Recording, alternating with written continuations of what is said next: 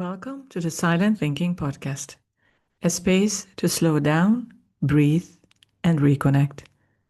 Today, I'm reading from When the Psychology Professor Met the Minister by Dave Roberts and Patty Furino. Just listen and let the stillness support you. Chapter 4: An Omen of Change. During our marathon phone conversations, Patty and I discussed inventors and forward thinkers such as Leonardo da Vinci, Nikola Tesla, and Abraham Lincoln. Patty explained that their work transcends time and their wisdom, and knowledge is available to anyone who chooses to create a place in their human experience for a higher level of awareness. Patty believed personal growth can be achieved through integrating psychology with spiritual practices. She shared some of the magical and seemingly unbelievable experiences that expanded her own awareness. During one of our discussions, Pat shared details of her work with the late Dr. Daniel Miller, a professor affiliated with the Association of Spiritual Psychiatry. While attending a class facilitated by Dr. Miller, a bond developed because her views aligned with his philosophy about the mind-body connection. He was the first academic who had a clear understanding of how she saw the world through the lens of the spiritual world. She arranged to meet with him privately to discuss how she manages her spiritual experiences within her physical life and explore past life regression. Patty met with Dr. Miller for only 3 or 4 sessions. She described in great detail her final session. She had been wondering how her father felt about actions she took to step away from her birth family's dysfunctional dynamics. Pat's father passed on September 20th, 2001, 9 days after the attack on the World Trade Center buildings and 10 days before her 40th birthday. Dr. Miller suggested that Patty participate in an exercise known as the empty chair technique to help bring closure to her unrest. This technique originates in Gestalt therapy, in which the client conducts an emotional dialogue with some aspect of himself, of herself, or some significant person, for example, a parent, who is imagined to be sitting in an empty chair during the session. The client then exchanges chairs and takes the role of that aspect or of that other person. This technique is now sometimes also referred to as the 2-chair technique. Dr. Miller proceeded to place an empty chair in front of Pat, instructing her to close her eyes and picture her father sitting across from her. He directed Patty to visualize her father in that empty chair and verbalize anything that came to mind to achieve closure. Patty began to explain to her father why she needed to step away from the family, hoping he was not disappointed in her decision. Speaking freely from her heart, she shared how much she learned from his response to family dynamics. After she finished expressing her deep thoughts and emotions, Dr. Miller instructed her to change position and sit in the empty chair. He once again instructed her to close her eyes and allow her father's words to flow through her. Patty disclosed to me it was clear that her father understood why she decided to walk away, and there was no judgment for making the choices she did. Her father saw that it took great strength and reminded her that there were plenty of years ahead for healing to occur. He instructed her to be gentle with herself, disclosing her mission was to initiate change within the family unit. After the session concluded, Patty told Dr. Miller how could she feel her dad's love engulf her. He responded by asking Patty, "What was wrong with your dad's fingers?" She answered, "My dad's fingers were crooked from swollen joints due to arthritis." He then remarked that she didn't resemble her father's body type. commenting on her hair color and body size difference. She immediately questioned him. How did he know about her dad's finger being swollen and crooked? How did he know that her dad was a tall man with dark hair? Dr. Miller explained to Patty that her fingers took on a different shape, and then he visualized a man sitting in the chair. He gently explained that he understood how spiritual energy can encompass our human form. Dr. Miller further expressed that he would really like to work with and support Patty to understand how this gift could help her embrace a greater mission in this world. Patty told me that she never went back. After much reflection, she realized that she was not interested in embracing a greater mission for fear of being subjected to public scrutiny. She made the choice to keep her journey private, walking a sacred path just like the masters who inspired her. This was one of the first experiences which revealed to Patty how both psychological therapies and spiritual practices seamlessly integrate to help others achieve clarity, insight, and new understanding. There was an obvious similarity between Patty's experience and my Long Island experience, as Patty's father reminded her to be gentle with herself for walking away from dysfunction. Dear manifested in Long Island to remind me to be gentle with myself after Jeannine's passing. As the spirit of Patty's father made himself known through Dr. Miller, Jeannine's spirit made herself known to me through Patty, and sometimes in similar dramatic fashion. In addition to her experience with Gestalt therapy, Patty also introduced me to Native American animal medicine. We discussed in detail how it can help humans better understand and find clarity about their life choices. As a result, I was motivated to acquire more knowledge about Native American culture, in particular animal medicine. Patty recommended 2 books which I ordered immediately: Animals Speak by Ted Andrews and Medicine Cards by Jamie Sams and David Carson. According to Sams and Carson, to understand the concept of medicine in the Native American way, one must redefine medicine. The medicine referred to in this book is anything that improves one's connection to the great mystery and to all life. Patty explained that embracing the teachings of animals allows us to be mindful of our connection to all creatures that walk the earth. Further explaining that the timing of an appearance of certain creatures might not be coincidental. She believes that understanding a particular animal's behavior can assist us in finding a better perspective to address challenges that could potentially hold us back in our lives. Pat is of the opinion that when we walk with faith, we connect to something greater than our own individual human experience. Once that greater connection is made, we allow ourselves the opportunity for new adventures in our lives. I found it fascinating that someone so grounded could also have such a strong connection to the great unknown.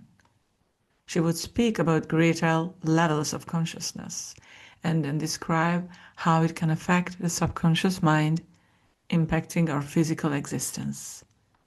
At this point, there was no turning back to the world as I once understood it to be.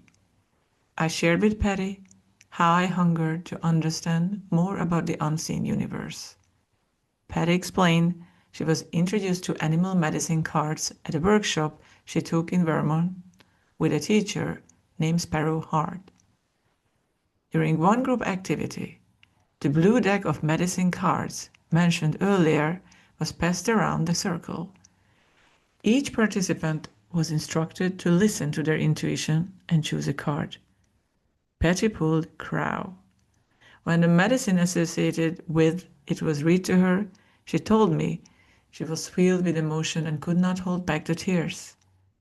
The message resonated with her soul. and aligned with her deepest inner feelings.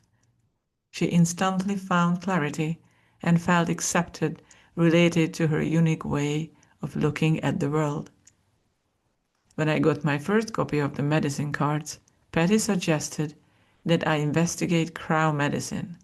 She truly believed I would align with its message as well. In the Sams and Carson book, some teachings of Crow medicine that stood out for me were: Crow is an omen of change. Crow sees simultaneously the three fates, past, present, and future. Crow merges light and darkness, seeing both inner and outer reality. Crow medicine signifies a first-hand knowledge of a higher order of right and wrong than that indicated by the laws of created in human culture. She was right. The teachings did resonate with me, confirming that Crow is not only an omen of change, but also represents sacred law. In my view, sacred law explains what human law cannot. During a conversation with Patty, I spoke about the night of Jeannine's passing. I shared that I was the one to witness her last breath. Patty suggested that I look through the lens of the sacred law as suggested in the medicine of Crow. She suggested that I shift my old perspective and shift the way I speak about an experience. Patty said this simple yet utterly profound statement: "You were not the last seen person to see her alive. Rather, you were the person to accompany her into her new existence." That one statement has forever altered the way that I view Jeannine's last day and moments of earth. I began to now conceptualize her death as a day of rebirth rather than the end of her physical existence. I also began to understand that in human law, 18 years was not nearly enough time for her to fulfill her potential and her dreams, and my dreams for her. But in sacred law, 18 years was time enough for her soul to experience the challenges of the physical world and prepare her for her new level of existence. Knowing this didn't dissipate my yearnings for her physical presence, but it gave me a whole new level of understanding and peace. With Patty's guidance, I was beginning to see how I could integrate Crow medicine into my life. Crows, as omens or agents of change, can help us transform how we view sadness after the death of our loved ones. Rather than view sadness as something to be frowned upon, Crow can teach us that it can be the catalyst for the development of profound compassion towards others. So our sadness can become one of our greatest assets to help individuals achieve a new level of peace and perhaps even contribute to the development of more peaceful, tolerant planet. I found it fascinating how crows would appear regularly around me over the next few years. With each sighting, I found more clarity and understanding into my own personal journey. In July of 2012, I felt supported by Crow while traveling to Costa Mesa, California, for a Compassionate Friends National Conference. Crow was present throughout the trip. At the beginning of my flight to Costa Mesa, I observed a single crow flying majestically over the left wing of our plane. I felt protected and secure in the knowledge that Crow would remove any obstacles interfering with my wife, Sherry, and I arriving at our destination safely. While in Costa Mesa, Sherry found a single crow feather in the pristine grass outside of our hotel and offered it to me. Crow made her presence known a third time on the morning of our trip home. As we waited to board our flight, Sherry pointed to a single crow walking around the gate area. The crow was strutting as if she had a purpose for being there, like she was on a mission. It appeared as though the crowd was checking that all systems were working and the plane was ready for takeoff. I felt that, because of the presence of my sacred friend, we were assured of a smooth and safe flight back home. Another lesson obtained from my experience with crowd was the power of intent. I wanted just a sign from the crowd to protect Sherry and I on our cross-country trip. Crowd magnificently manifested her presence multiple times, thus reinforcing the connection I shared with her. Previous to my daughter's death and meeting Patty, I would not have imagined developing a sense of security and safety from the presence of a crow, a bird that I once thought to be somewhat of a nuisance, but that perspective was radically altered. Once I began to open myself up to non-ordinary and non-empirical phenomena, I developed a greater connection to myself, a more multidimensional understanding of the world around me. In the context of catastrophic loss, we need to rebuild the foundation of our identities by integrating perspectives that were once foreign to us. Every beautiful house begins with a solid foundation. Over time, the most solid of foundations develop cracks for various reasons. Some foundations can be patched, while with others the damage is so severe it needs to be rebuilt.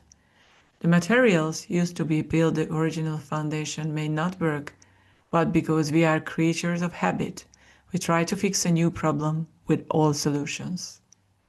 We can attempt to patch or rebuild that foundation using the same materials, but soon discover those cracks become deeper, perhaps even causing the foundation to crumble beyond repair.